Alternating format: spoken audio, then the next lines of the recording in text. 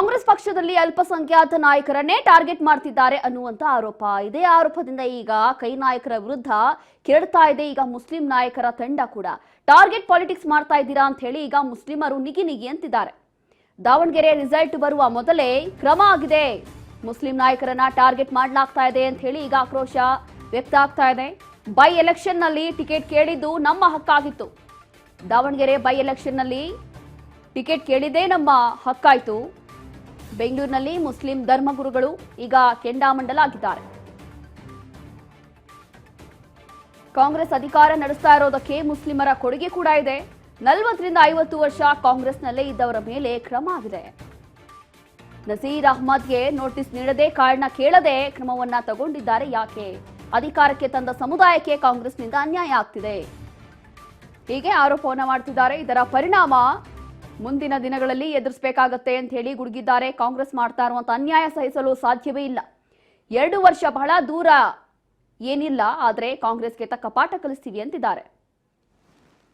ನಮಗೆ ಸಹಕಾರ ನೀಡಿರೋರು, ನಮ್ಮ ರಾಜ್ಯದ ಪ್ರತಿಯೊಬ್ಬ ಮುಸಲ್ಮಾನನ ಮನಸ್ಸಿನಲ್ಲಿ ಬಾಳ್ತಿರುವ ಈ ನಾಯಕರಿಗೆ ಇವತ್ತು ನೀವು ಶೋಕಾಸ್ ನೋಟಿಸ್ ಕೊಡದೆ, ಅದೇ ಶಾಮನೂರು ಶಿವಶಂಕರಪ್ಪನವರು 2024ರ ಲೋಕಸಭಾ ಚುನಾವಣೆಯಲ್ಲಿ ಅಲ್ಲಿ ಕುತ್ಕೊಂಡು ಶಿವಮೊಗ್ಗದಲ್ಲಿ ನೀವು ಬಿಜೆಪಿಗೆ ಮತ ನೀಡಿ ಅಂತ ಬಹಿರಂಗವಾಗಿ ಹೇಳಿದ್ರು. ಒಂದು ಶೋಕಾಸ್ ನೋಟಿಸ್ ಕೂಡ ಅವರನ್ನ ಕೊಡ್ಲಿಲ್ಲ.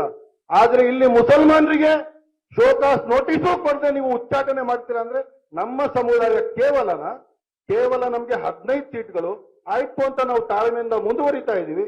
ನಮ್ಗೋಸ್ಕರ ಅದ್ ಮಾಡ್ತೀವಿ ಇದ್ ಮಾಡ್ತೀವಿ ಏನೂ ಮಾಡಿಲ್ಲ, ತಿರುಗೋ ತಾಳ್ಮೆಯಿಂದ ನಡೀತಾ ಇದ್ದೀವಿ. ಇವತ್ತು ನಮ್ಮ ಮನಸ್ಸಲ್ಲಿರುವ ನಾಯಕರನ್ನ ನೀವು ತಗೊಂಡಿರುವ ಈ ಉಚ್ಚಾಟನೆಯ ಆದೇಶ ವಾಪಸ್ ತಗೋಬೇಕು ಅಂತ ಹೇಳ್ತೀನಿ ನಾನು.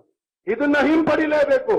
ಎಲ್ಲದರಲ್ಲೂ ನಮಗೆ ಸಹಕಾರ ನೀಡಿರೋರು, ನಮ್ಮ ರಾಜ್ಯದ ಪ್ರತಿಯೊಬ್ಬ ಮುಸಲ್ಮಾನನ ಮನಸ್ಸಿನಲ್ಲಿ ಬಾಳ್ತಿರುವ ಈ ನಾಯಕರಿಗೆ ಇವತ್ತು ನೀವು ಶೋಕಾಸ್ ನೋಟಿಸ್ ಕೊಡದೆ, ಅದೇ ಶಾಮನೂರು ಶಿವಶಂಕರಪ್ಪನವರು 2024ರ ಲೋಕಸಭಾ ಚುನಾವಣೆಯಲ್ಲಿ ಅಲ್ಲಿ ಕುತ್ಕೊಂಡು ಶಿವಮೊಗ್ಗದಲ್ಲಿ ನೀವು ಬಿಜೆಪಿಗೆ ಮತ ನೀಡಿ ಅಂತ ಬಹಿರಂಗವಾಗಿ ಹೇಳಿದ್ರು. ಒಂದು ಶೋಕಾಸ್ ನೋಟಿಸ್ ಕೂಡ ಅವರನ್ನ ಕೊಡ್ಲಿಲ್ಲ.